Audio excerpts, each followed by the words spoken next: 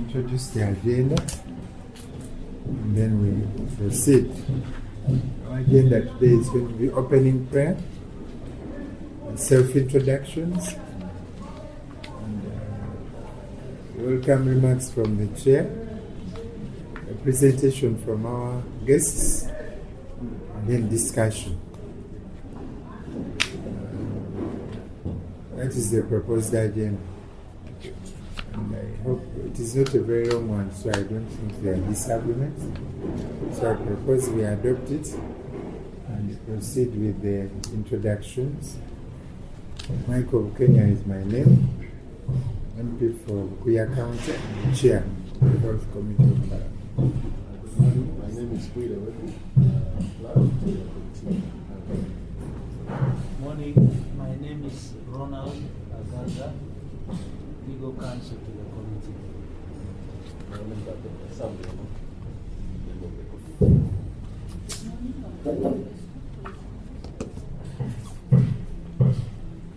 is Administrator of Society. Good morning, Robert Otto, Councilman from Society. Good morning, I'm Dr. Senkong Ismail, Century from Hospital South of the County. Morning, Honorable Member of Parliament. I am John Kamiri. I chair the committee of the Legislation Committee under the Council of Society of Uganda, and we're glad to be here. Thank you. Okay, thank you for the introductions.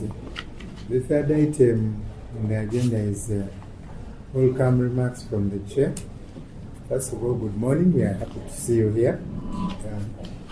We realize we are supposed to start at 10. It's 10:45. And because of the weather and other commitments, we have decided to start without waiting for all the members of the committee, so they will join us and proceed in the interest of time. You are aware our subject of discussion today is the National Health Insurance Scheme Bill that was tabled on the floor of the House sometime in early October 2019. And as Pharmaceutical Society, we think you play a very big role in health service delivery in the country.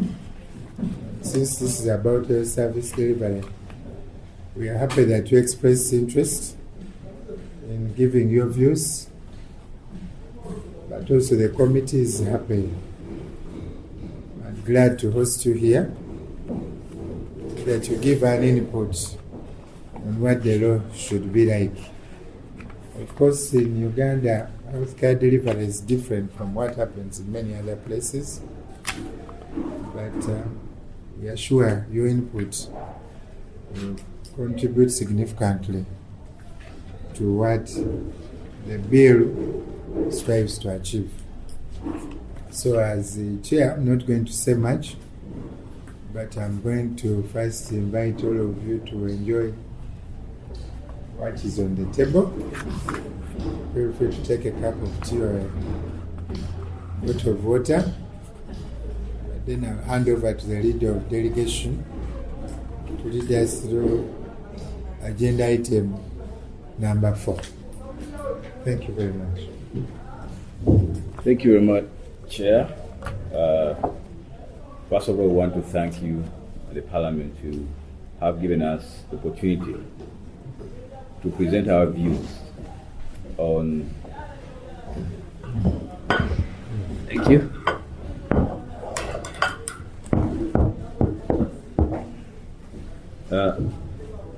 Thank you very much. But also we thank Parliament to have fast-tracked this bill, because we know that in the region, most of our country, in the neighborhood, most of the countries have really moved forward on the healthcare insurance scheme to most of the population. So I think it's really time for Uganda as a country also to move faster.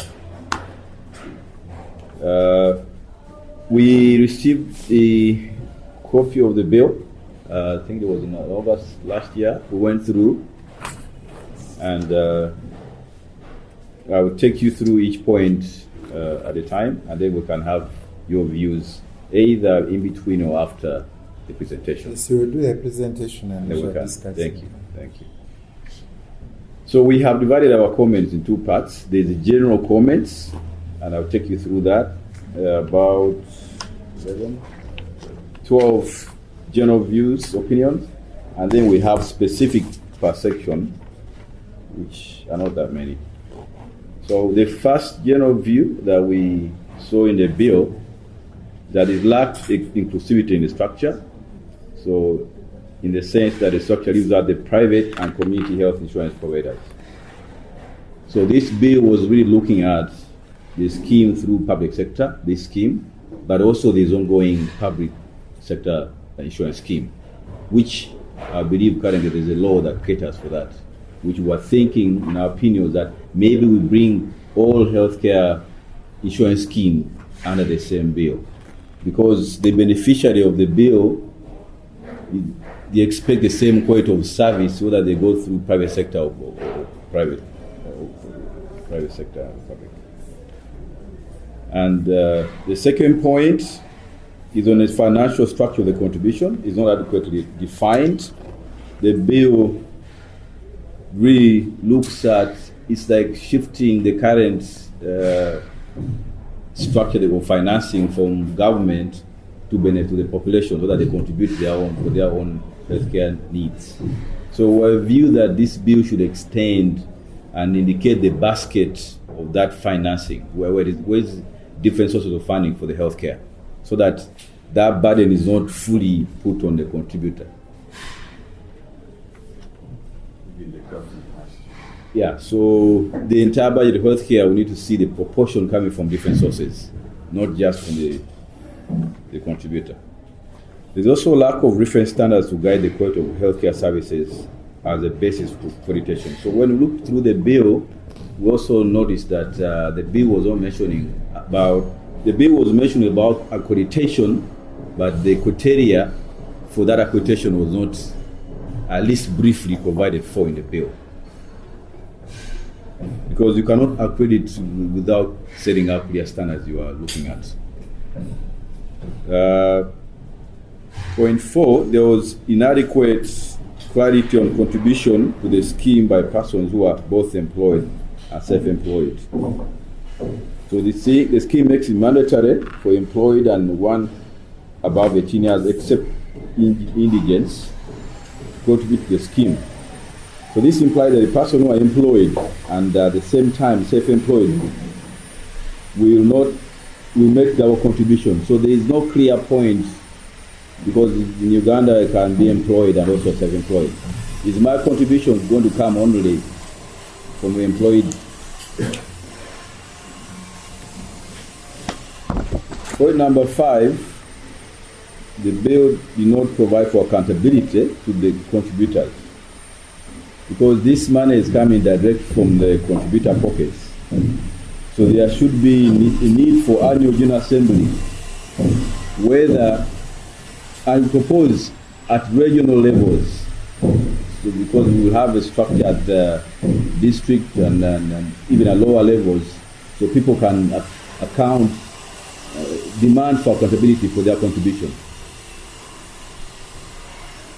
6 points, the lack of decentralization of the scheme management. We saw in the bill, particularly in the beginning of the bill, it was giving a brief ambition of the bill, where it said to create regional offices. But actually when we went to the bill, that subsection for regional offices is not there. What is there is the regional tribunals, which deals into disciplinary and all that.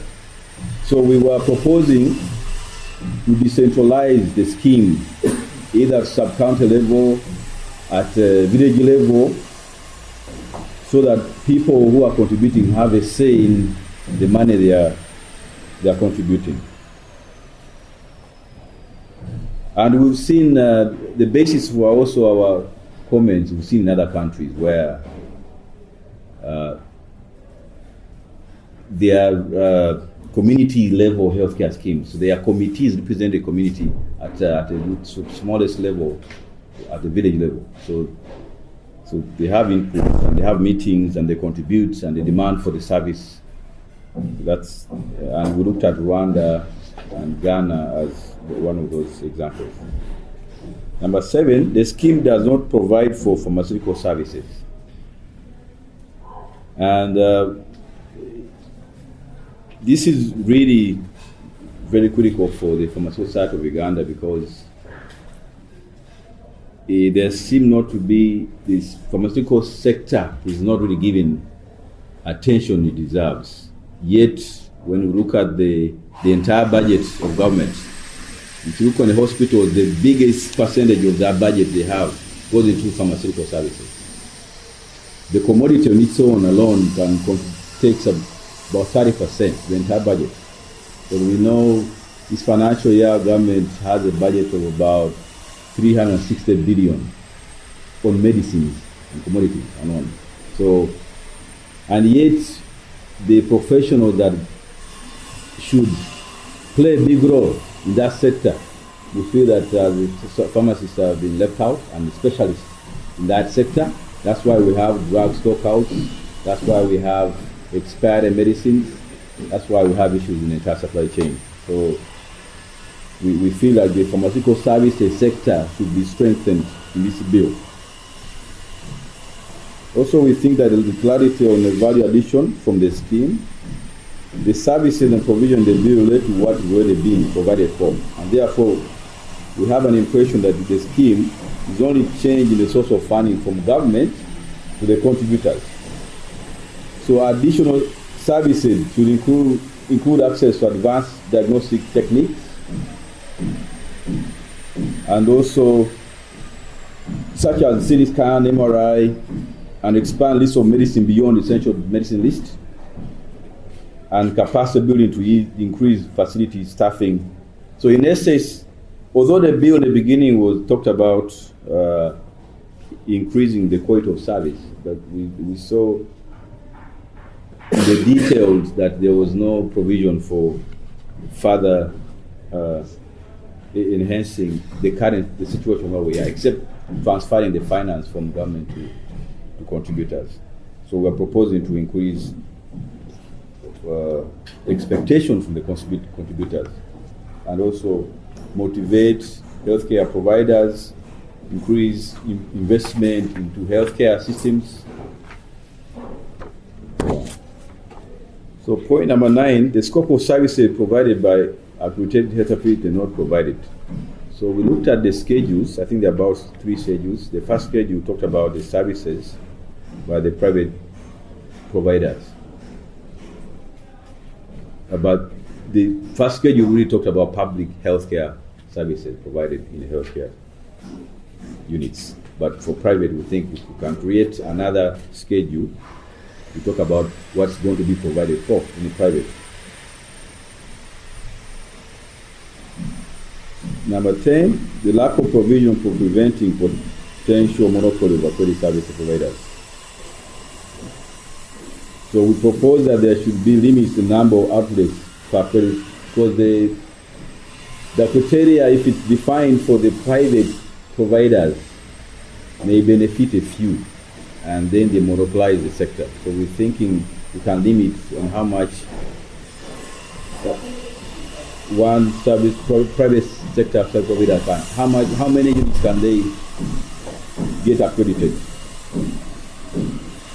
Number 11, we're proposing that the bill only defines employer of the government and local government, leaving out private companies enterprise. So we propose that the bill here defines who an employer is. Number 12, on accountability, the bill proposed accountability within 3 months after the end of financial year, among others. The bill does not provide for mechanisms through which contributors engage the manager of the scheme fund. So we propose that the bill provide for engagement of the board through annual general meeting, like in case of National Social Security Fund. So basically, those are the general comments. We can go next. My colleague has to Yes, it's just small emphasis. Like in number one, what we put in practice is the end of the paragraph. Those are some of the deals we look through from those countries. That's why we put them in paragraph. Then number three, we are saying that whatever standards you put should also apply for what? Public and private. Should not be just applying to private alone. Thank you. Maybe I have something small to add. Talks about the shifting of the responsibility to fund the insurance from governments to the contributors. Specifically, there should be clarity on the percentage of how much government is going to contribute to this fund, how much. Basically, what we fear is a scenario where government might leave its responsibility to fund the health budget, and then looks at the scheme sensitive funding. So really, there should be some bit of compulsion the government to continuously fund a given percentage of the health budget.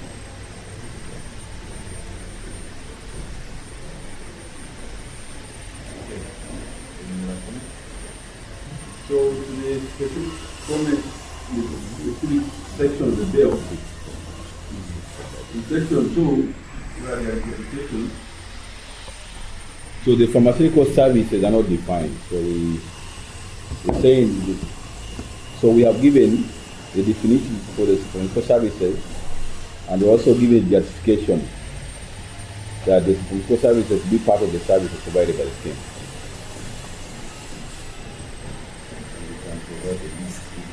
Yeah, so the services will provide the list of services under the pharmaceutical services, because the expectation, obviously, from the patients who benefit from this is that when you walk into a pharmacy, you don't just present a prescription and walk away with the medicine, but the entire service that we provide at the pharmacy goes beyond just giving you medicine. So that's what we wanted to provide.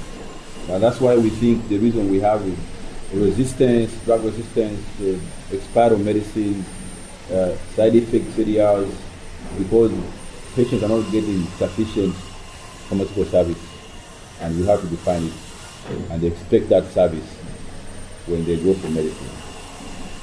So section 8, the board of directors of the scheme, we have some proposed amendments, and these are our proposal. We were okay with the description of the chairperson. We're also adding pharmacy professional representative, and also representative from the Insurance Association, the Labor Union, Minister of Finance, Minister of Health, Minister of Labor, an advocate, representative from the Private Health Association, and at least 30% women. Gender balance. And we benchmarked on the Ghana National Insurance Scheme. The next page, Section 8, Part 4, the appointment of the board by the Minister of Health, who are overview that the appointment be done by Prime Minister or order of the Parliament, of the President. Because the scheme is cross-cutting, not just from the Minister of Health, but also Minister of Labor, so these are employees contributing their money, Minister of Finance, and so we think, and also we benchmark on other countries, we benchmark other countries to make our submission. Section 9 is conflict of interest. We propose to change the subtitle to read disqualification and disclosure of interest, and create another subsection under section 9, which currently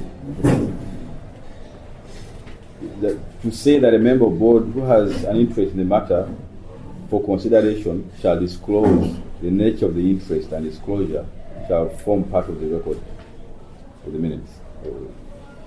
Yeah. Again, we benchmarked on the Ghana National Health Insurance Scheme. Next page, on section 13, powers of the board. In this part of the proposed bill, powers of the board in regard to setting standards for accreditation are not clear. So we're proposing that the function of the board is to ensure that the available fund standard for the service provided by the scheme are followed prior to accreditation. So like we said in the general comment, that the standards should be set clearly before accreditation takes place. And the reason is because you can't create it unless you have standards. Section 15, Committee of the Board. Committee of the Board not specified in the proposed bill. Key committee should be defined in the bill with clear roles, because the bill, the board works under committees, and so we thought at least we should understand what the committee roles are. Because again, we don't want to have duplication of roles, because for now we have other agencies which might be conflicted, their function will be conflicted. We have National Drug Authority regulating the medicine, we have the professional bodies regulating practice of doctors and pharmacists, nurses and other healthcare providers, so we need to know. So Section 22, contribution by salary employees. Only employees are contributing, therefore they are burdened. The employer, we suggest that the employer should also make a contribution. And we see in other countries that the employer also plays a role. Section 26, Part 4, under the benefit scheme, no limit on the cost of service. So the bill should provide access to medical service for all without limitation. Because the expectation from the public, particularly the poor, so the bill's intention really is for people who are financially stable to contribute to the poor. Now, if you tell the poor that they have a limit on medication, they can't go under certain surgery or operation because they have reached their cap, then it defeats the purpose. So Section 27, payments to the benefits. The period of payment is 6 days. We're thinking this is too long. As people, as experts in the pharmaceutical sector, we know we've been having challenges, particularly when we're dealing with tenders with the government. There's a delay in paying the supplier. And if you put it for 60 days, the supplier also gets those products on loan. So the faster we pay, the more we improve the service. And the fact that contributors already paid for the service, there's no really need to delay up to 60 days. So we're thinking that proposed 30 days as the payment period. Section 28, reserves and investments. There is no policy to guide reserve and investment of the scheme. And so the amendment that whatever decision shall be made by the minister to invest reserve funds, priority should be put on investing on facility, physical infrastructure, equipment, and service and healthcare. So that specifically the objective is to improve the quality of service in the service, the healthcare unit. On Section 37, on healthcare providers, pharmacy is not distinctly mentioned in the section, and so we propose to add pharmacy as part of the healthcare service providers. And we have provided justification earlier that the pharmaceutical care is a big part in the healthcare sector. On Section 39, on the accreditation committee, the issue we have there is professional regulatory bodies who are charged. with Ishwari standards are not included in the accreditation process. So we are suggesting that accreditation should be consulted with professional bodies.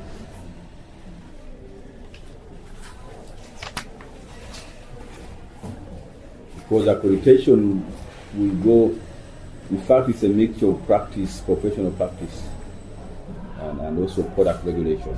So we think. Section 41, the safeguards against over and underutilization of the healthcare. The issue we have is the regulation and guidance on control prices for the service under the scheme.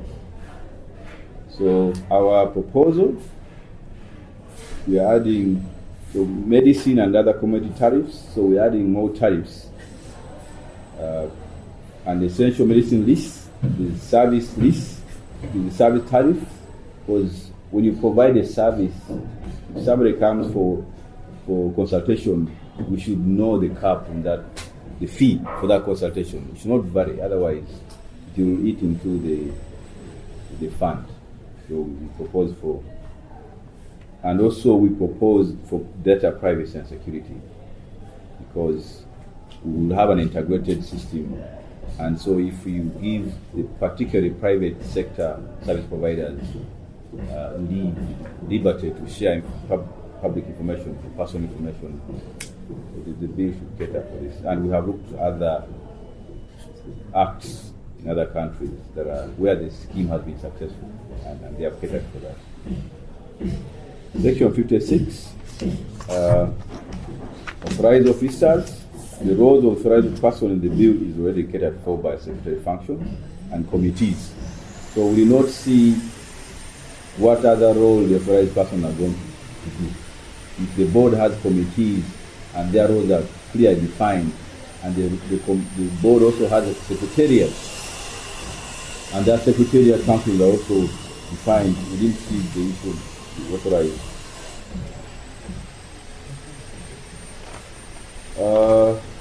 I think that's it. I will request my colleagues to supplement on that presentation. Yeah, thank you. Yeah.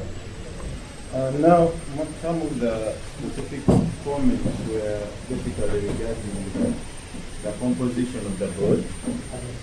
And we benchmarked the composition of the board in Uganda, Nigeria, and Rwanda. We saw some bit of reputation, and for instance, if you look at the board composition, you have a resident chair who has experience in health insurance business, and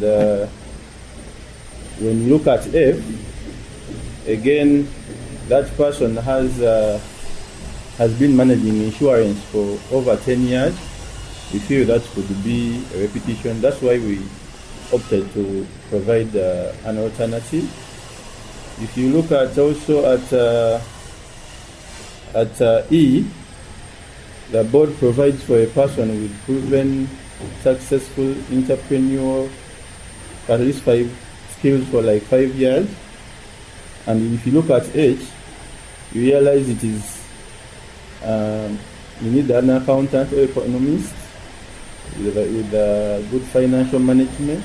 We believe those two can again be merged, and it is on that background that we chose to come up with to suggest an alternative composition of the board, so that we can have more inclusivity, specifically also to include professionals from the pharmaceutical sector, given that the biggest budget of health service goes to the drugs. Additionally, we also found the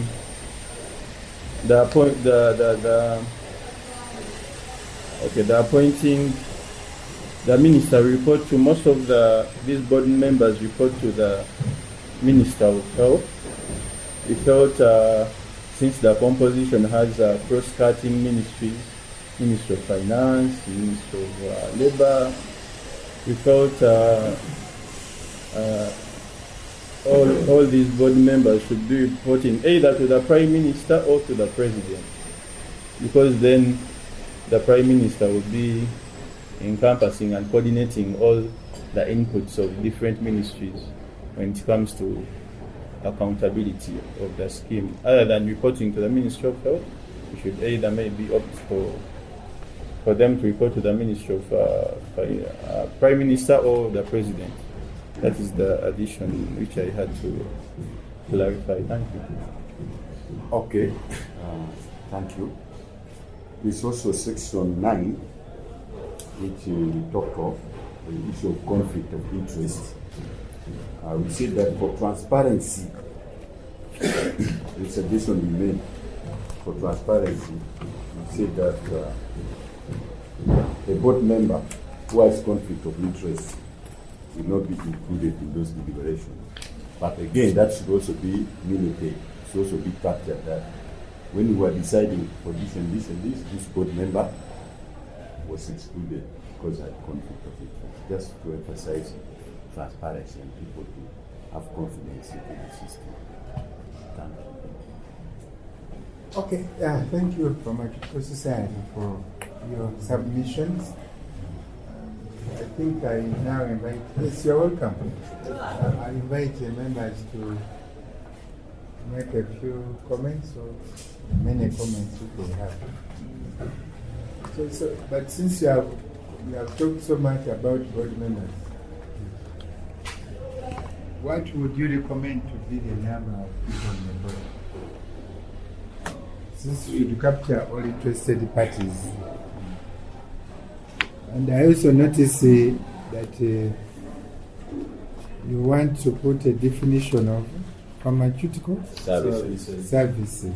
Yeah, but in Uganda, there is no now clear separation in healthcare delivery. Ordinary Ugandan doesn't appreciate that difference. Yeah. So, Yes. I don't know why it comes up here now. Yet it may be missed in actually the detail that may not be documented. And there, maybe I will fault you later. So, but you are going to respond. Yes, Honorable Dr. Sam. Thank you very much, Mr. Chairman, and thank you very much, members of the Society. Yeah, from the beginning, we thank you for the presentations and some issues that you have raised, which I think are legitimate and very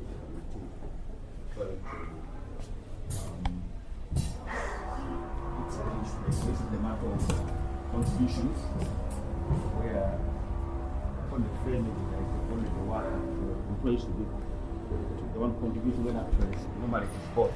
So I think sometimes the speed could be different, but the later the way they frame. So I think that is very important. I think you captured it very well. I guess I have some few areas that I thought would assist us. One, from the beginning, you just assume that the law is given, the proposal. You have not told us whether it is useful or not. Because you see, you have the right to guide and tell us maybe, in your view, this is not relevant, or it is relevant, this should be the direction. But it's like you limited your frame of analysis to that it must come in the way it is, and therefore you are putting some minor changes, because this is the stage, a body like yours, this is the stage for you to guide, and whether even if you need a bigger overhaul or a direction, or maybe it's not even relevant. So it's always necessary to state whether you think, in your view, the law is useful or it's not useful, and then maybe it's not useful, but because of this we shall add this. So it's always good for us to know, so that we know how many institutions or stakeholders supported or 100% or had issues. And then the second issue is in both your general presentation and also the specific. You have provided certain guidance, but I thought that maybe you would have gone further to even propose certainly, like somewhere you said there are committees left out, but you not even specify those committees.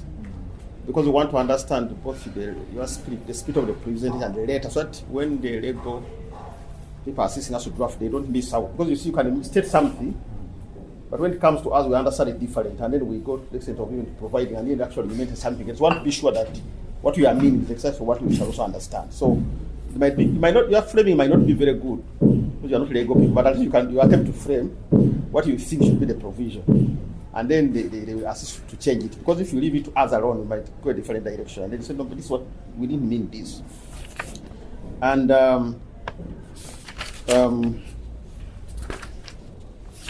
I think for now I'll leave it to that because, I think most of the other issues I'm a bit satisfied with your presentation. I can be able to pick up.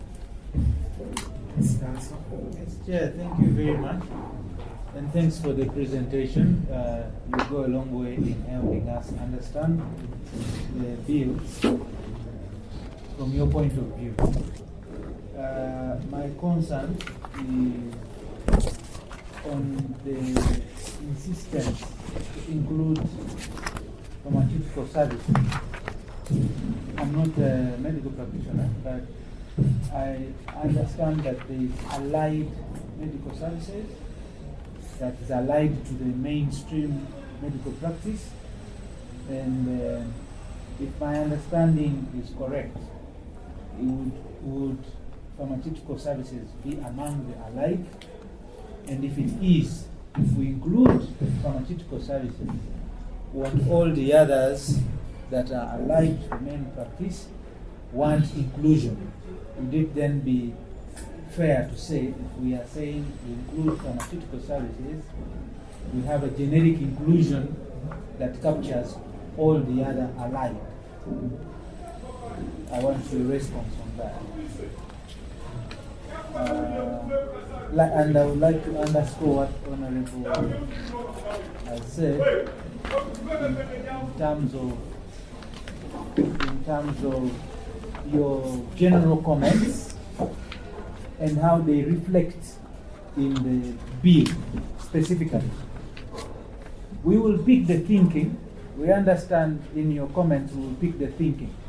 But the point of convergence in the bill, we may fail to find the point of convergence. If you attempt to give us that guidance, then we can improve on it. Otherwise, if we find it hard to find the point of convergence, it's easy to leave out the general comments and say those are general comments. They have rather more specific comments that deal with the specific provisions. But yet you might be losing something crucial in the general comments. And I think that that is the case. You should help us on that. Especially, I picked up one to do with the schedule. We indicate in 9 that we suggest another schedule to be created for accredited health facilities. But the bill talks about accreditation, okay? And it is after accreditation that we will have a list of accredited facilities. So we may not have a schedule for accredited facilities until the accreditation is done. So maybe if you want to problematize the question of accreditation, when you look at the committee of accreditation, the membership of that committee, the appointment of that committee, and the role of that committee.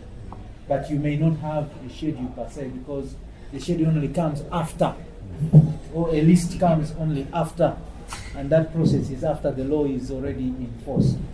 But on the list, you talked about a list of pharmaceutical services. Now, that should be understood together with my comment on the allied.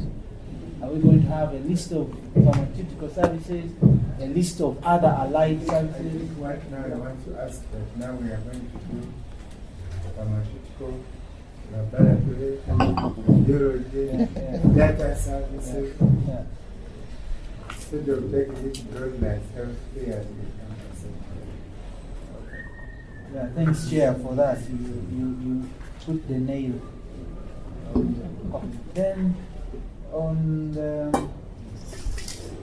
accreditation should be consultative with professional bodies. Look at the composition of the accreditation committee. Is that what you want to improve on? Or you have some other thinking about that? And like Chair was pointing out, the membership of the board and then now membership of the committee. Be mindful, are we going to have everybody there? Is it representative? Is it functional? If it is representative, then maybe one will suffice to cater for interest of others. If it is functional, then you are going to have maybe a bloated board. So that's why I was asking for numbers. So help us, especially that you've benchmarked with other jurisdictions, help us what is best practice, what would be most appropriate. Because we are not ourselves practitioners in the field.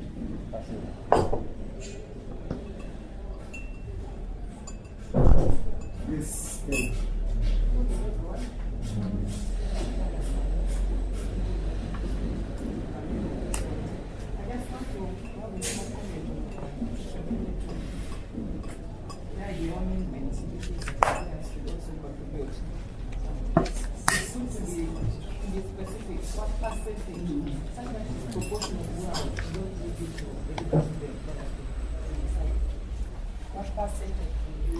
Yes, that we should be on top of our employees.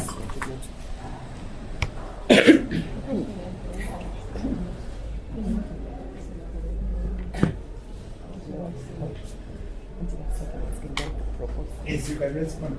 No, there's next issue. The number 3, why you're insisting that even the other private insurance medical scheme should be included, because the citizens are voluntary. Now, are you saying that they should not be brought the same level of supervision like this other one? Because this one, like this, the one which is mandatory, or we should just only bring in first the sort of the connection and how they should relate, harmonization, but not necessarily with the same sort of standards and regulations. Yeah. Just wanted to see your take on that. The last one. Thank you, Chair. Thank you, PSU, for your very good observations, which will go a long way to enriching the bill. Most of the issues have been touched on, but mine is about investments. Section 28.3, reserves and investments. According to you, priority should be put on facility, physical infrastructure. But when we look at the health sector as a whole, I don't think that we are short of infrastructure, buildings and all that. Rather, I think it is the quality of service that is wanting. I know towards the end you have mentioned service, but I was looking at your priority list: infrastructure, then equipment, then service. And yet we know that quality of service, which is affected by the quality of the health workforce in the country. So I want you to elucidate more on that point, prioritization of investing these funds. Should it really go to infrastructure or improving the human resource in this country? Thank you. Yes, several questions. So, the chairman started with the questions. The one was the term medical services sounded like that scared you, especially at this time. But from our perspective, the world has moved, and Uganda is catching up with the rest of the world. And the rest of the world, pharmaceutical service sector has advanced. And we believe that this bill is going to continue even beyond the next 10 years, probably beyond 30, 40 years. So we are putting that in perspective, that other countries have started taking pharmaceutical service seriously, and that's why I'm proposing that we include it now. We can provide a list of the services under that sector, such that if there's accreditation, we also know what we expect when we go to accredit a service provider for pharmaceutical care. What do we expect to find there? And that's why we're saying we can provide a list of service, the list of those services in a pharmacy, accredited pharmacy. If we are going to just base on a commodity that somebody has, or the list, essential drug list, and we base on that accredit, then the service, we are not really improving on what we're already doing. Yeah, so that's why. And also, Honorable, you mentioned that is it generic or this is specifically for a group professional? But pharmaceutical service is generic. Whoever sits in a pharmacy where there's a commodity, in fact, even in a clinic where there's emergency medicine, the service you provide along with the commodity to a patient is a pharmaceutical service. So it caters for everyone. The nurses, the doctors, the specialists, the allied health professionals, whoever is in direct contact with the commodity, the medicine, and the patient is expected to provide that service. So you also mentioned, Chairman, the number, whether we are okay. Yeah, the services. Yes. These are very good observations. But like you said, pharmaceutical services, you may not say it alike. Even in the laws of Uganda, the Good Council, you find that when you talk of alike, pharmacies are excluded. So pharmaceutical services now are no longer alike. The world has changed, it's advanced, it can be distinct and so on. For example, if you are taking a medication and I decide to say, let us monitor how the medicine works, are you going to say that's alike? And if you monitor, for example, and find that you should discontinue the medicine and you recommend that discontinue what the physician has prescribed, are you going to call that something alike? So it's no longer alike. And like you were saying, if you look at this building, there is the architect, there is the engineer, I think there is also the surveyor. Are you going to say that the work of the surveyor is alike to that engineer? I think you should explain it from the perspective of the Uganda healthcare delivery system. Because now the pharmaceutical society is coming out of the shell.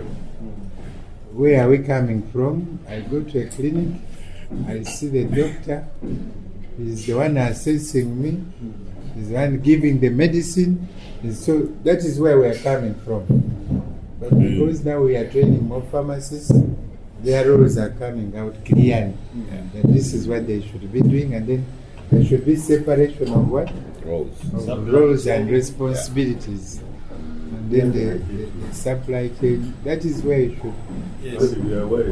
That is why I was going to say that you are concentrating on the titles instead of the real business. Yes. You are concentrating on titles instead of bringing out the real business that you should be concentrating on. Just to come in, Doctor. Yes. Pharmaceutical services are vast. And there are those clinical services, there are supply chain services, and tomorrow you might wake up and you want to accredit a supply chain company, you want to accredit a radio pharmacist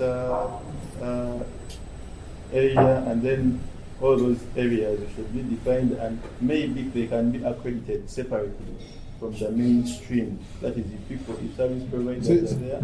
So the society should concentrate on the real issues, Yes. not on the titles. Yes. This is just good advice. Yes. When you concentrate on titles, you are going to fight many wars. Okay. But Then- like you see where we're coming from, there was Mulago Hospital with the cancer department. Now it is Cancer Institute. Yeah. There was a heart department. Now it is Heart Institute. Now healthcare was the same.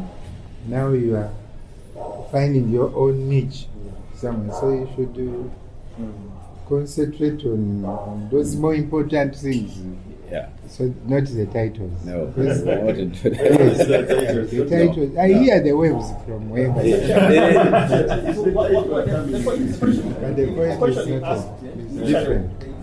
But again, when you went further, you will get the explanation because the explanation is that it's working in progress. A lot of services are becoming more stratified and understood. And this question was, if we use five pharmaceutical service, but a year later, another service also come here. What we do, because we have left out. So I think what we should do, like the committees, you do more research, and we should try to show how they generate, and then we can decide to see how we provide for even future situations. So we don't just provide for then later on. We find that the new subject now is left out, and the road is already and it shall not become regulated in Parliament. This law might go operate to make it clear or something. Absolutely. Absolutely. So I think you should do some bit of research, and then we can say what we can afford that, but as much as to assist the situation, not again get Yeah, absolutely. Yeah. Then additionally, allow me also say this, that the insurance, because Honorable Yomoki said, should we go on with the insurance? Is it having more damage than good or otherwise? Yes, insurance is really overdue as we began our presentation. Other countries are already there. Basically, this is a very good bill. With adjustments, we believe it will be an excellent one. So as society, we are in support of this bill. We believe it is going to really improve health financing, among others, and it is going to really benefit the people who can use it, the indigents and people in that category.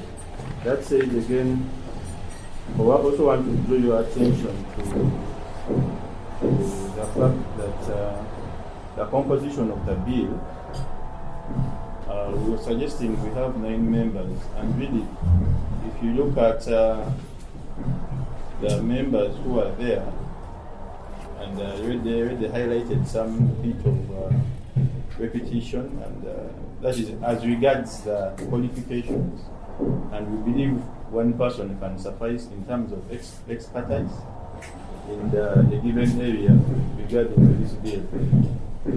Also, I would like to emphasize the fact that this bill want to introduce some bit of decentralization. If you look at the Rwandan National Insurance Bill, there are some funds which are decentralized to given regions and districts, and we feel those ones can both take care of the worries we have, whereas this financing can address the infrastructure bits which MP talked about, but also once it is decentralized, we believe it will be easier to take care of the human resource needs. And in that way, I think we're going to provide for how best we can inculcate it into this bill so that it caters for the decentralization. I've also noted that from the council that for these general comments we need to make them more specific so that the wording is more clear and the references are more clear, so that when it comes to inculcating them into the current framework, it is easier, and that I think we're going to do, and we shall before you leave this, yes. I need to clarify more because the position that was emerged from perhaps the patient that if you decentralize, you are going to do more costs, more sort of administration costs. It's an actually thing that you don't do as much as what you make the government. So that decentralization, you want it to do what? In terms of the contributions, in terms of what? In terms of the service, suppose this bill is catering for the accreditation and the sort of the administration of the frameworks for receiving money and giving out money. In terms of the service, it's supposed to be the use of the Okay, so what do you want? What do you want? And you know, the other people knew that we were coming to propose decentralization, and they came with the IT solutions to decentralization.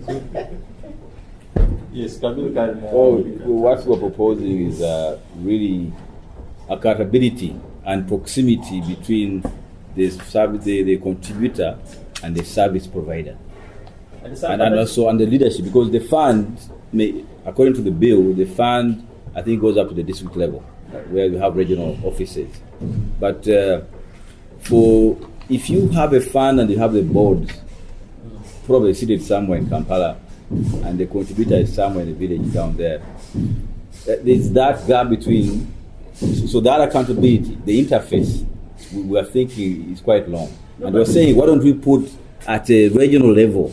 No, but you see the problem. The contributor, the main reason for the contributor, he or she wants service. Whether the board is in Kampala and you're having the IT system in terms of contribution and the employer is paying the money. What the person is interested in this money is either from Kampala, if the payroll, wherever, given, and then I get my service in, for instance, in Paris. Whether there's no presence of DC, not as my money. So I'm trying to understand. Because you're mixing. That's the intention. The structure of the fund and also the health system. The intention of the scheme is clear. Definitely, for the contributor side, is to have a good service. But obviously, we're thinking that gap, if we can, in terms of tribunals, in terms of committees at very level, so that I can walk in, or every month have meetings, and I walk in at LC3 or any regional office and complain. But how do I complain from my village to a board and a secretariat which is in Kampala? My service. So we were thinking that gap. The provision is clause 42. It says, the board shall, as may be necessary, establish regional health insurance offices to be in charge of national health insurance within the respective region. Sure. You are saying this is not sufficient. We are saying it's not sufficient because what is you want radio? it to go beyond Yeah. regional level. Yes. Mindful Because of the public cost of administration. But even the collections are even increased. the cost is assumed. The cost is assumed. The London.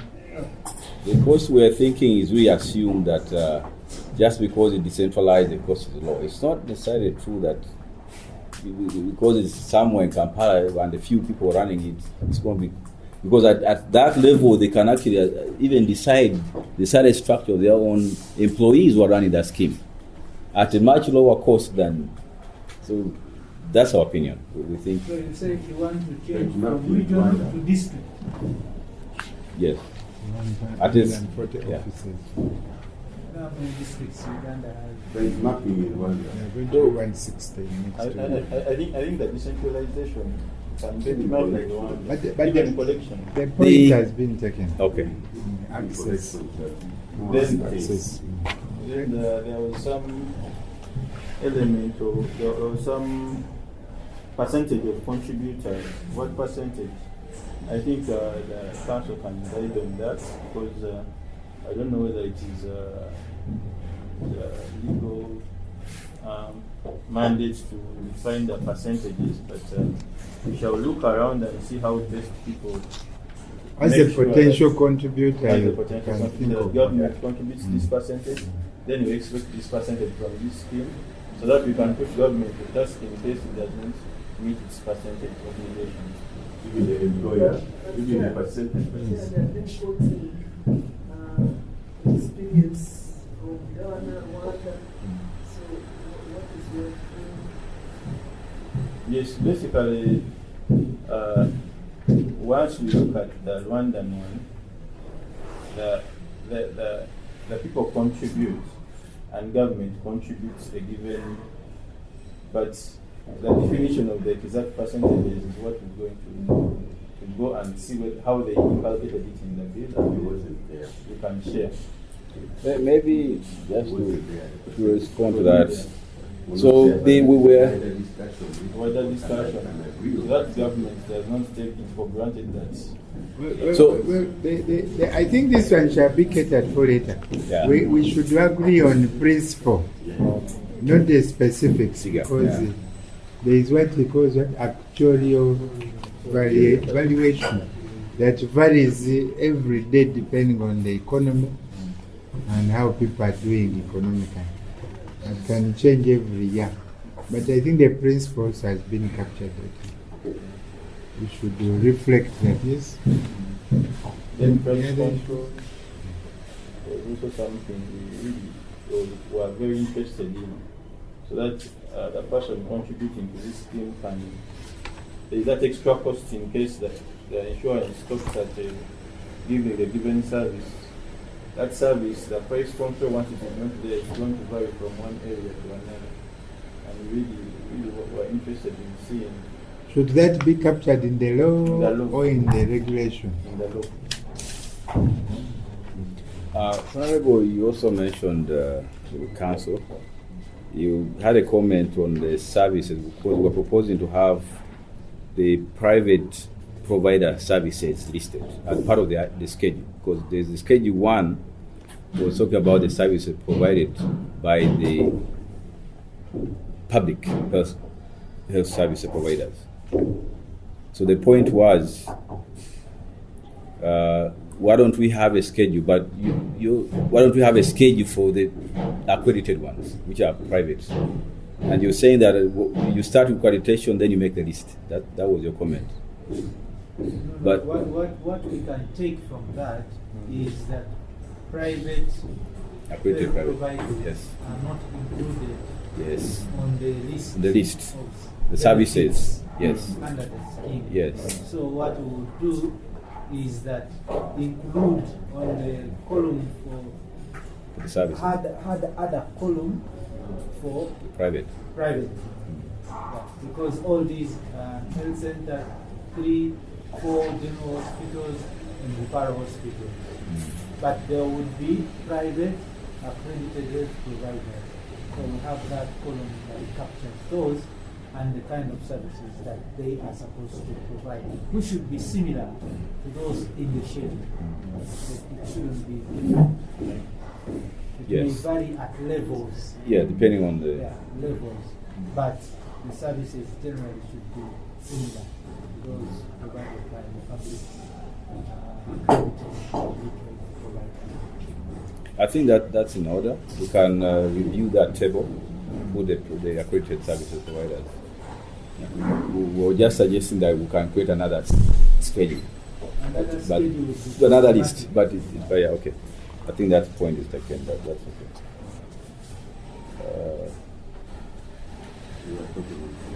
I think that's. And then about you don't related to council about the fact that the board is composed of members from different ministries. We were really interested in seeing maybe the Prime Minister reporting to the Prime Minister's office, and I don't know how possible that is. In our governance structure, the Prime Minister is a minister like any other, only that the superintendents are the other ministers.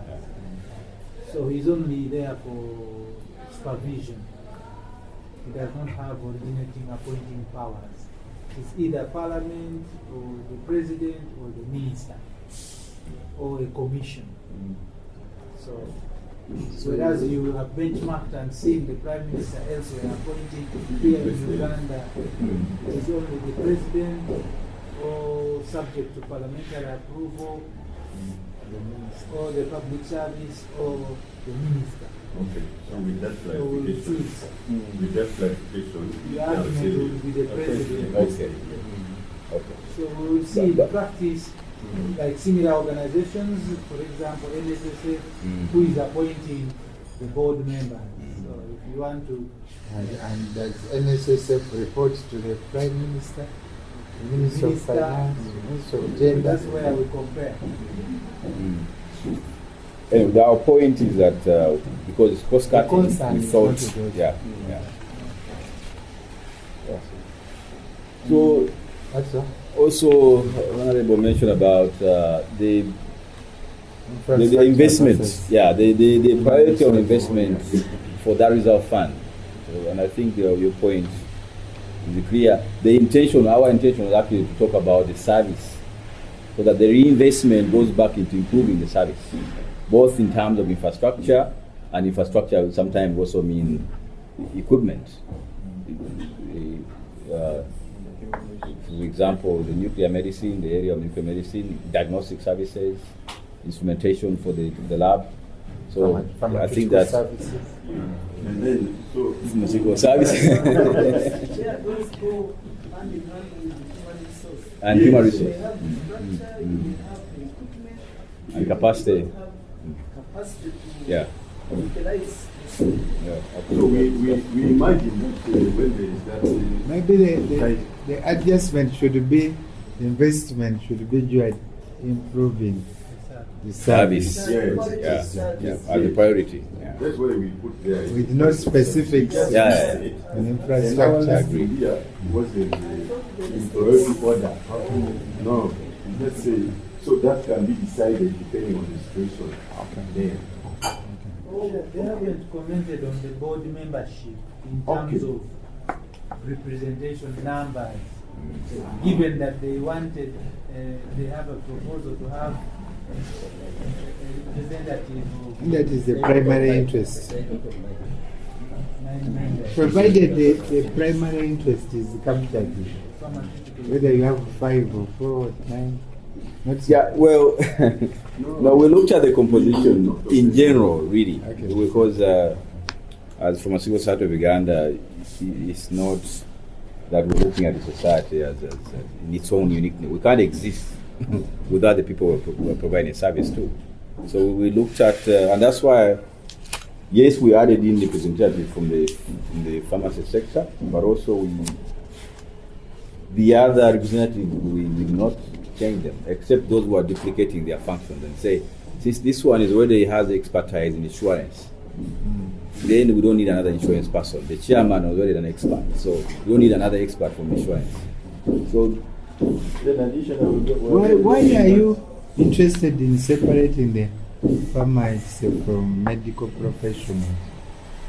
Why don't we take all of them together? Okay. That is because we justified here that pharmacy comes out here because It's the not cost- part of a medical. We are The saying cost. the cost of that is going to be there is mostly pharmaceutical related. So the percentage of the cost, if you look at the healthcare service, the percentage given in the budget, and everyone is trying and everyone is trying to grant. Yeah, So because- in that way, why Because don't we have when some experts? I go to Nakasero, the cost of the room might be much bigger. So I would advocate that the person, the administrators of these units should constitute a bigger portion. Now you are saying and in you see- Nakasero, and but you we are see- looking at the whole Uganda. Yes, but you as a see, whole. your point is good, but I think what the chairman is saying, well, you broke up in terms of service, but then when it comes in terms of representation, you see, I would say, if there's a pharmaceutical profession, and then medical and then profession. Now you are leaving out nursing. You see, immediately you generate this. You see, And they will here, say- you see, they are now going you to have- say you have that tried way. the medical and dental, and then pharmaceutical. So you are leaving out nursing. You see, if you use this method. So- And their argument Yeah. is going to be that the nurse is the one who takes most of the So time. that's of why the you patient. want The patient. Yeah, You have to make another that thing, sure. yes. So we capture, even if you need to bring in 2 or 3, but by the end of the day, I've captured all the relevant. Because right now, we have been having the medical and dental, we have been having the nursing, and then we have been having, which are the allied, where the pharmacy which now has come off. So when you are giving us a certain formulation, we should as much as possible capture all of it, so that we don't have a situation The where others are left out. the challenge there is the other day I met a group of people, they said Department of Diagnostics. So they were the people from X-ray, CT, radionuclear, and laboratory. And their point was you can't make a diagnosis without us. Yes, for us. So they are also going to come and say we need to be represented. Well, our thinking was basically the sensitivity of pharmaceuticals and the budget they carry and the attention for someone to oversee these services, medical services, which will be impacting all patients, everyone down there. Will be looking at drugs there, at these equipments there, and all that. So we're basically looking at the budget it carries and the sensitivity it carries. That said, again, we were also looking at the employer stroke, the employee. That's where we were really interested in the labor union representative, because we've had so many, whereas the drugs could be there, but once the labor is not motivated, most of these people will not really do the work very well. They won't see any change in service. It will be work as usual. And as the member of parliament was emphasizing that, whereas we invest in the infrastructure, also the human resource. So the labor really we were suggesting that we have a representative of the labor union and a representative from the Ministry of Labor, so that we have those two, so that this component, which is always overlooked, is given its importance in this bill. Thank you. Honorable, I understand Honorable Yomoki's perspective and the chairman, of course, particularly in the area of health sector. The others, we can debate, but the area of health sector, I think that's where you're concerned, because there are many stakeholders, and you're suggesting, why propose to choose this group and leave the other group? I think that's why your point is. And what we wanted to show you here is we understand there is a huge contribution from different sectors: the diagnosis, the lab, the imaging team, the nurses, but we also, from our presentation, we also showed you the commodity and medicine in terms of proportion of the budget. That is huge. So it is from that perspective that the expectation from the contributor is that they want to see value for that commodity which they contributed for. Okay, now, yeah. Supposing, we shall debate that later, but supposing we came up with more where we allow one or two better professionals, and then we allow you the either 4 or 5 groups, either nurses, pharmaceutical doctors, to choose and nominate. Or where we not the specialists, especially who nominates, but we put as a requirement for the 9 or because if you put as a requirement, you might find maybe the chairman to be a nurse or a doctor. You know, so long as exactly. everyone is getting funded, Exactly. So I think your point is undertaken, and what you can do is maybe you can give a right up. But follow that direction, because that's the only way. Not because to give 4 representable, you don't say there must be a doctor on his own. Those will not be 4. Okay. And we really repeat that a lot of work. But what we notice is that those 4 groups should be represented, but in such a manner that we streamline, I mean, we sort of like harmonize. We need to balance. Yeah, we need to balance. That issue of balance is to come up here. I think that's why it is also, we have also come up like this, because history has told us, council, you may know that history has told us, when you talk of health, especially the Minister of Health, Dr. Bukele, it is your professional that takes it. Which one? Doctors. So that's why you want to also come up here. So if it is balanced, if you, Dr. Moki is saying that it should be balanced, that's balancing should come up very clearly in the bill. Yes, can you lead your delegation? Yes, concluding remarks now? Yeah, so Mr. Chairman and the Honorable Member of Parliament and the colleagues who have joined us, the Pharmaceutical Society of Uganda is glad that we're given an opportunity to present our position in this area of pharmaceutical services, and we hope that our views will be taken up seriously, and we look forward for further dialogue and see how where we strike a balance between different conflicting opinions. So we thank you very much. Thank you. Yeah, thank you, leader of delegation and team, for the time you took to look through the bill and for your useful ideas which you have submitted. Of course, as Pharmaceutical Society, you play a big role. Though, like I said, you are ignorant some things and concentrating. But that will be a subject for another day. Today we are discussing the health insurance bill, and we appreciate the views which you have put. Of course, we applaud you for what you are trying to do, because the only way we can develop the sector is when we give each field their own independence and niche and space to grow. And we appreciate what you are doing. Thank you for your We also have contributions. soft copies. Yes, the soft copies you can put to the clerk's office. Work on some few areas As proposed by the proposed by legal office. council and shall share. What should you give us a deadline? Yes, maybe next week you should have submitted. We are doing the last submissions next week. Okay. So by the end of next week you should have submitted to the clerk's office. And so maybe Mr. Clerk, as you escort them, you exchange contacts and they give you soft copies of their submission. Thank you very much.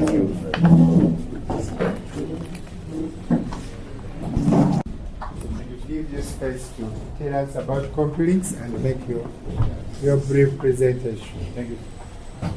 Yeah, thank you, Chair. My name is Frank Baseke, Member of Parliament, Mayunga, and member of this committee.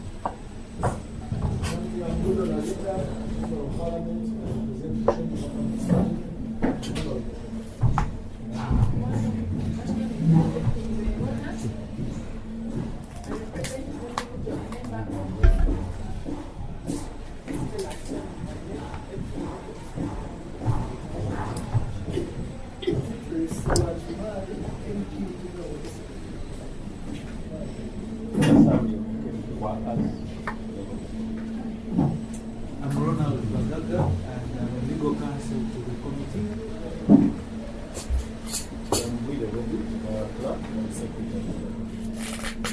I'm Michael Kenya. I'm the chair of the committee and MP for Bukuya County. I know my immediate neighbors don't know where Tungamo is, so you should give them Google direction.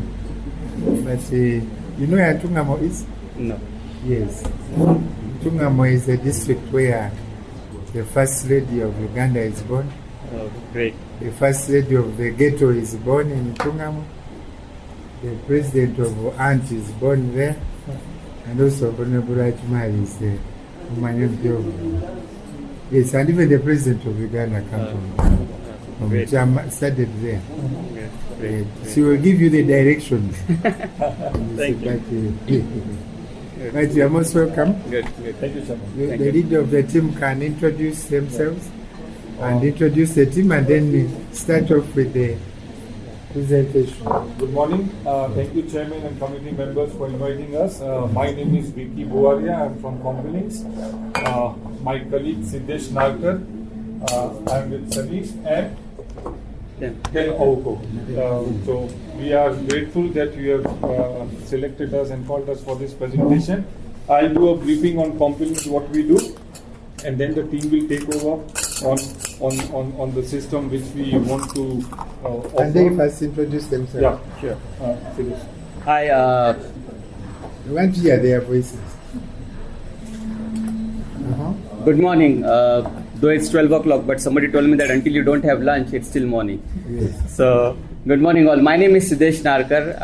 I work at Compilings. I look after the solutions at Compilings. Good morning, everybody. My name is Sempera Salim. I'm the strategic manager working in Zimbabwe. Good morning again. My name is Otieno Kennedy. I work with Complex. I am the branch manager for Complex Uganda. Thank you, Chairman. Compilings, brief. We are a 25-year-old company. We are a system integration company. We do lot of software development, tailor-made for our customers. We are in East Africa, Uganda. We have an office, Kenya, Tanzania, we have offices, and also in Middle East, Dubai. We have 400 plus happy customers with us in retail space as well as digital identity space. Retail, we do lot of supermarket automation. On the digital identity space side, banks, national hospitals like NHIF, NGOs, education, universities, they are our customers. We are a team of 160 plus in the region. We have implementation in more than 37 countries in the global, and our main focus is system integration, smart card, biometric. Some of our customers is like Equity Bank, we have done biometric identification for them.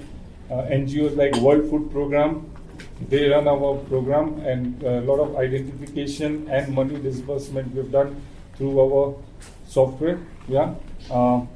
Lot of governments in East Africa, they use our system. We've given them finance system as well as the one we want to propose you, which we will showcase again today, which we have done quite a successful implementation. And yes, we are locals, we are available here locally. And the best part of CompuLinks is you will get an international product locally with support.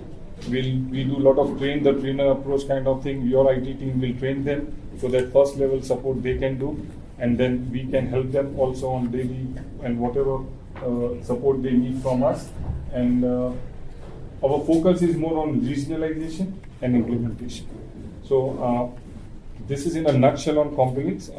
Now we want to focus, Chairman, with your permission, more on what we have the concept and what we are here for. So I think I'll hand over to my team, Siddesh and Salim. They will take over. Okay. So good morning once again. And as Vicky mentioned about the brief about the CompuLinks, we are 25 years old company. We are celebrating our 25th year. Just to add on the same thing, we were the first one apparently to introduce smart card solutions. Can I stand up? Is it okay? Yes. We were the first one in East Africa to introduce smart cards. That is a chip-based solution at KWS, Kenya Wildlife Services. And KWS, when we introduced the smart card, basically it was to make sure that they are identifying the right tourist or the right entrant into the park, and wherever the tourist or the visitor wants to visit into the park, we had provided the solutions at every gate where they can tap it and it can verify. So this was in 1998, and in those days smart card was the happening technology. But as the technology was moving, in the year 2006 and 2007, we were again the first one to introduce the biometric in the banking sector. And Equity being an emerging bank in those days, we introduced the biometric solution for their customers, and today the database has grown in a space that it is as good as the national population, the biometric what they have. So Equity Bank started using our biometric solution, and from there it has taken a shape where everywhere for identification, the organizations are opting for having a fingerprint recognition rather than a card.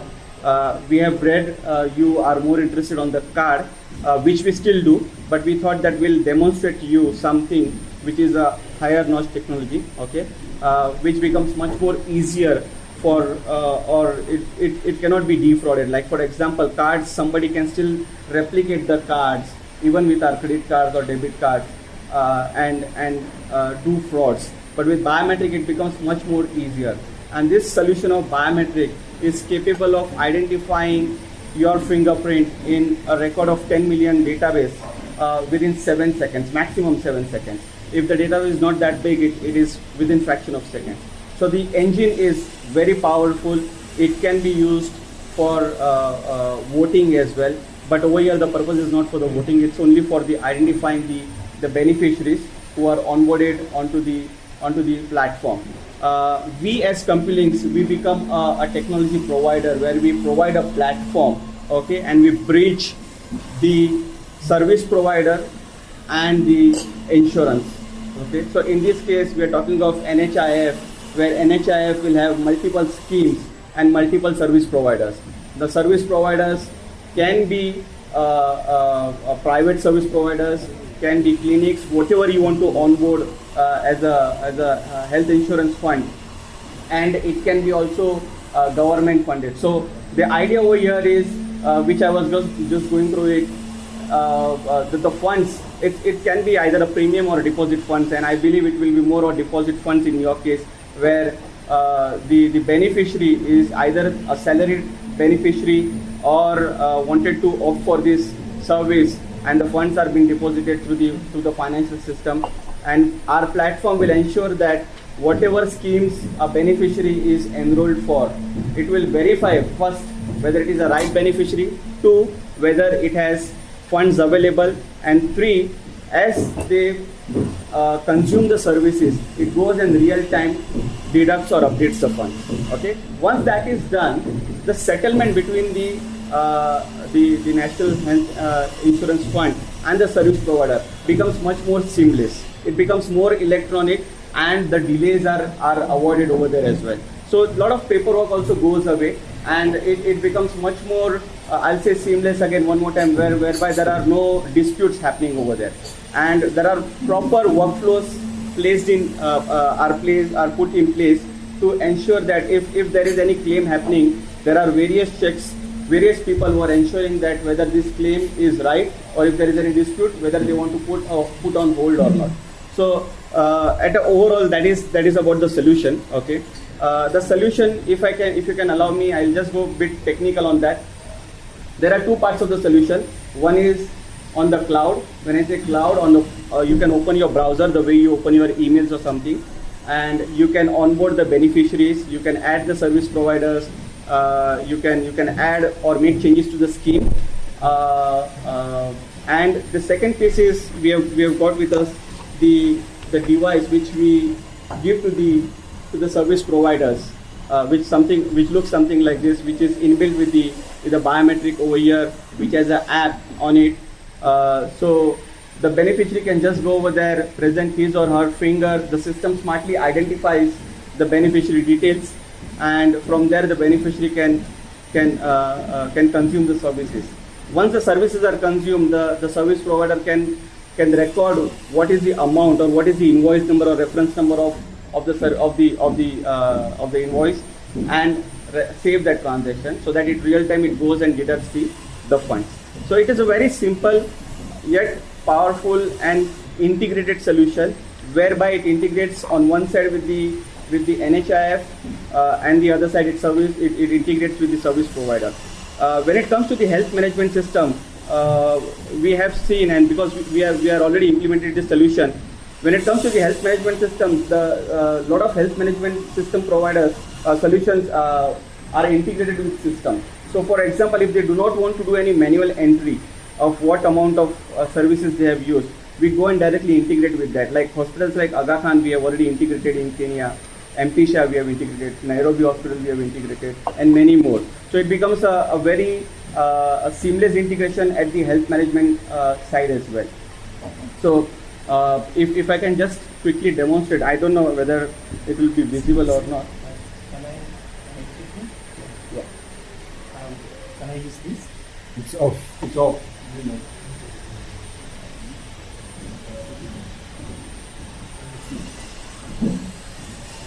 You can be joking. For my voice, I'm not that loud enough. You can be joking.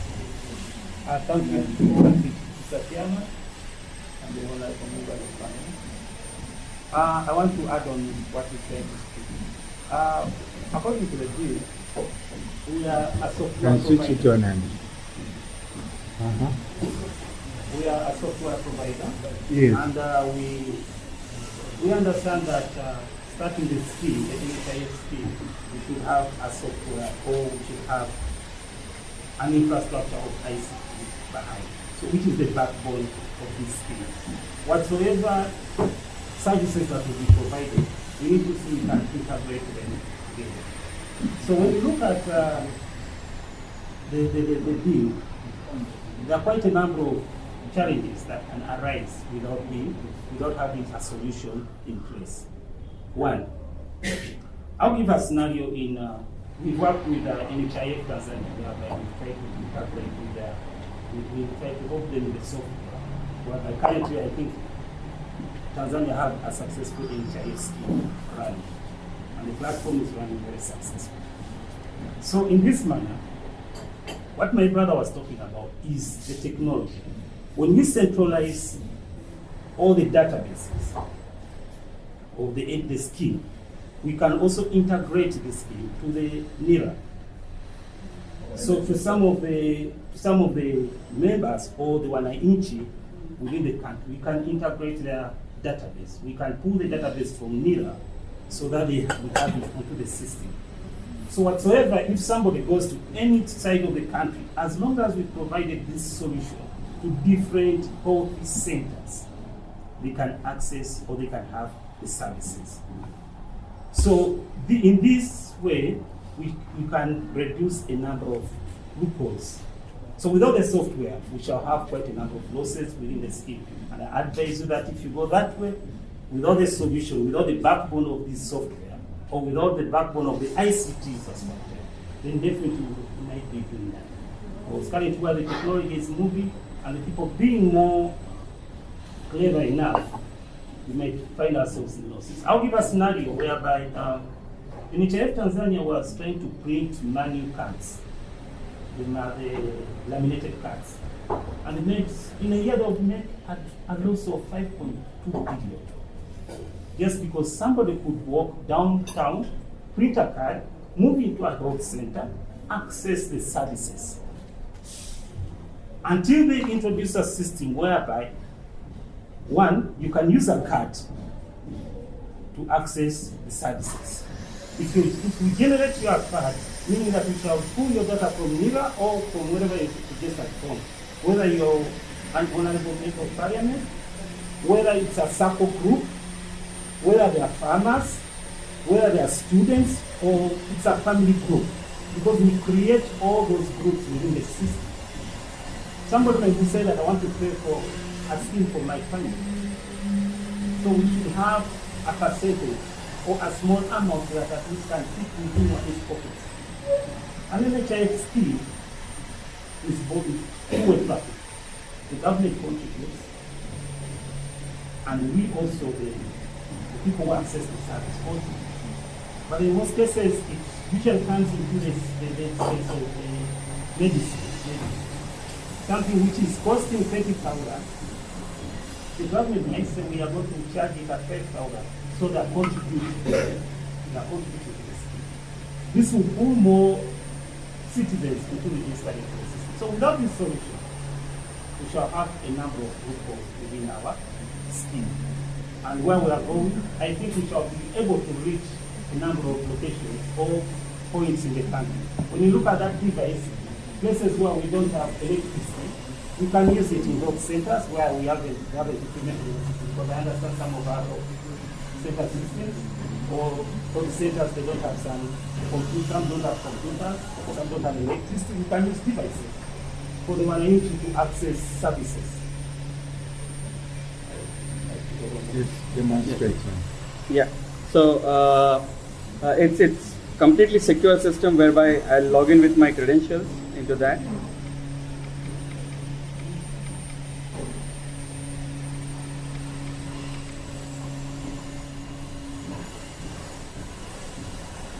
So once you log in, it's very simple. I mean, we don't need to have highly qualified trained people at the service health providers. They just need to enter the membership number of the beneficiary, okay? And on entering the membership number, it will fetch all the information. And if I want to proceed ahead, I mean, if I am the beneficiary, if I want to consume any services, I'll identify myself, or I will verify, I'll confirm that I am the right. Thumbprint. I'll put my thumbprint on this.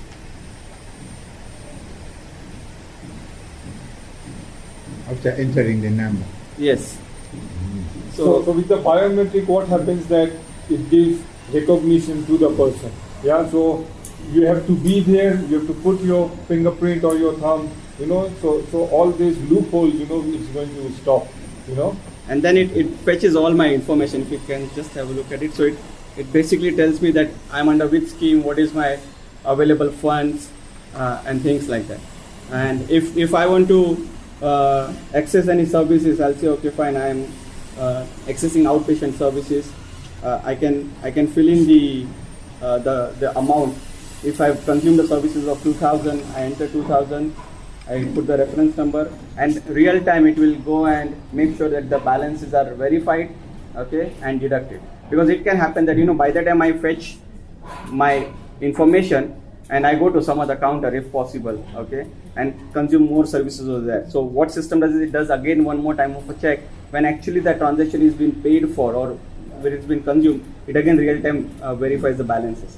So that's why, that's how it is a very easy, simple flow to make sure that 1, it is the right beneficiary, 2, there are funds available, and 3, make sure that after services are consumed, it goes and reflects the balances.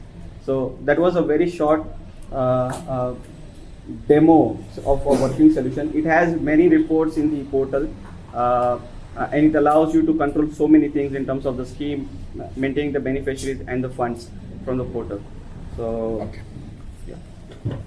Okay, thank you for your submission. I think members realize that this one is not a technical input in the bill, but I think it's come to show us that the technology is available that can be used in Bundibujo, in Moroto, but he doesn't know these places, so I don't know that it can be used there. But to see that it is applicable, so you can ask questions. In terms of the bill, is there a way you can provide that?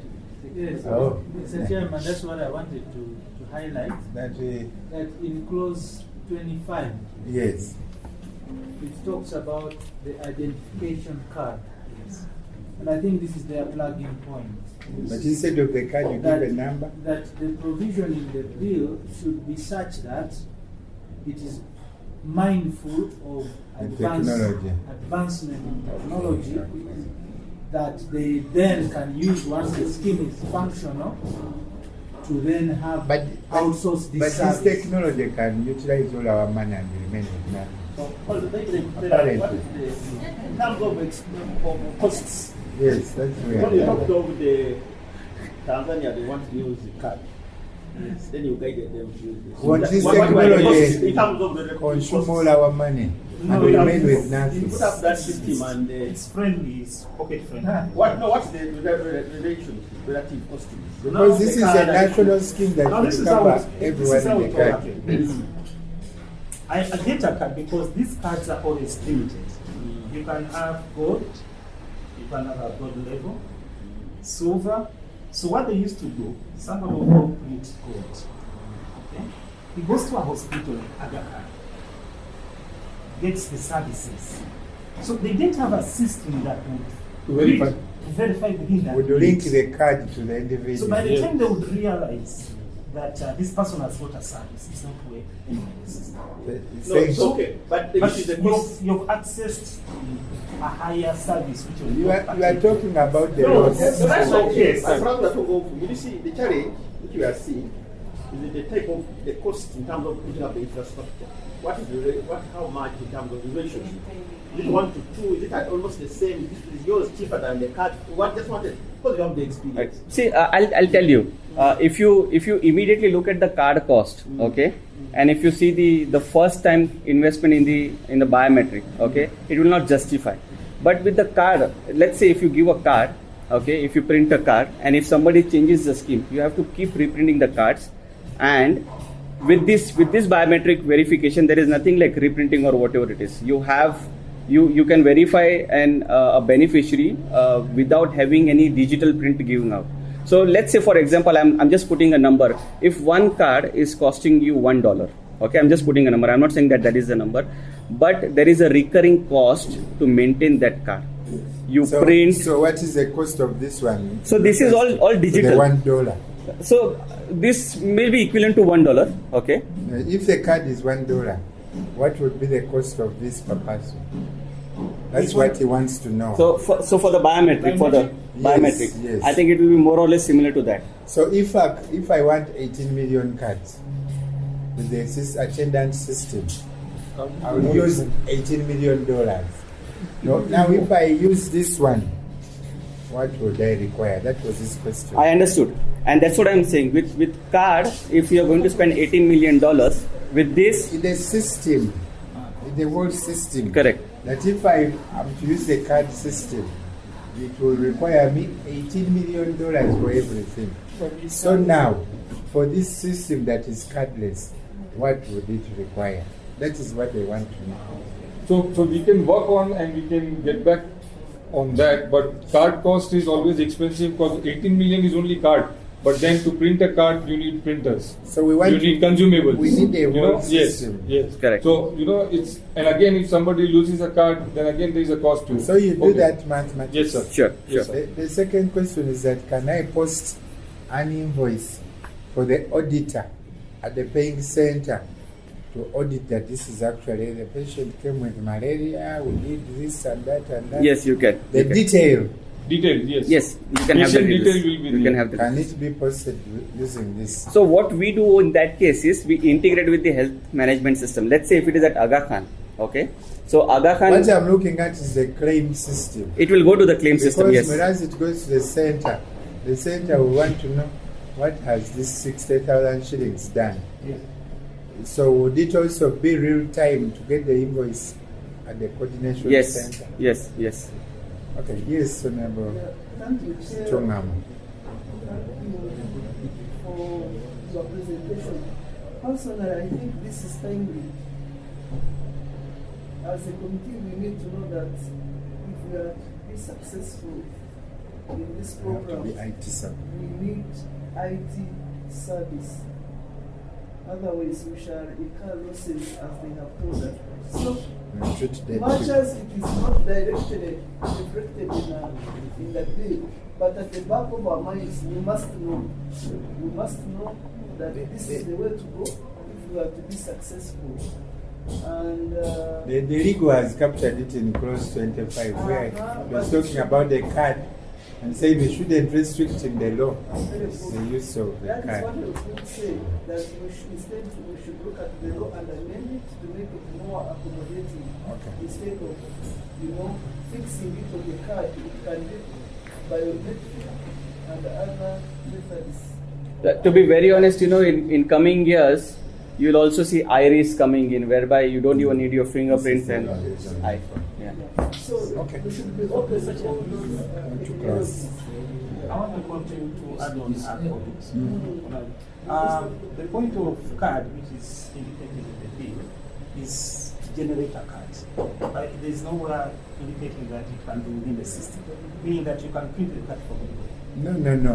That one is off. Mm. It can be within the system, Right. much as you can cheat it. Right. Oh, yes.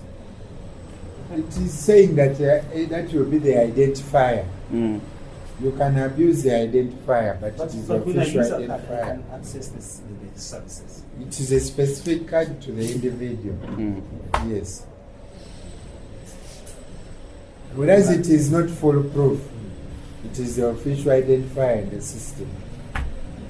Because they can't write here that the card will be put in the computer will read it. They can't write all that in the law. True. But the implication is that, Correct. Yeah. yes. Then also on the part of contribution, I want to give us more. The system can also give you a platform whereby you can have contribution through mobile networks. Or if it's Airtel or MTN, somebody can pay through that. Or it can be direct bank deposit, or it can be salary charges. Deduction. Yeah. So all that it can come within the system. What we have to do is to create an IP to the bank and then to the account of the scheme. Right. Whereby any transaction that moves on, at least the people at the back office, Right. they can make a follow-up on all the contributions that are coming in. At the same time, That is already can also existent in verify the system. They can also verify the number of Contributor. Okay. citizens that are getting the services. Any other questions? Yes, now, can I ask? I think people have appreciated the input of technology. So I'm going to ask the Honorable to give a closing remark for you, the Honorable from Tungamo. And then we thank you. She thanks you officially. We are convinced And, that this is what we need and we can support you. Except, as the chair has said, we need to know the cost. What is the cost implication Sure. of having this system in our national health insurance scheme? Sure. Yeah, we need to know. So of course we will And come. look at the cost benefit analysis. Yes, benefits, advantages versus what. Yes. Vis-a-vis the alternative systems available. So, You are right, I want to support you. You are right. but I just want to highlight one point over here. Yes, you want to highlight before. I wanted to highlight one point over here, Mr. Chairman. Yes. You know, we have two options like build, operate, and transfer. See, we have it. Yeah, Sure. and we have the So we can offer you both the options, okay? And then it becomes easier because one is one-time cost and the implementation, and second is it can be on a service. Yeah. Okay, thank you, CompuLinks, for your technical contribution. It has encouraged the team that these things are workable. Correct. The different options are there. So allow me to thank you for coming and ask the Honorable from Njungam to escort you. On behalf of CompuLinks, Mr. Chairman and the committee members, we want to thank you. We appreciate your time and we are very excited to do this project with you. You have any queries, then you reach out to us. We are available locally, and we await more engagement from your side. Yeah. Okay. Thank you, sir. Thank you. Thank you. Thank you so Have a much. good day. So members will remain around for a few minutes and then we discuss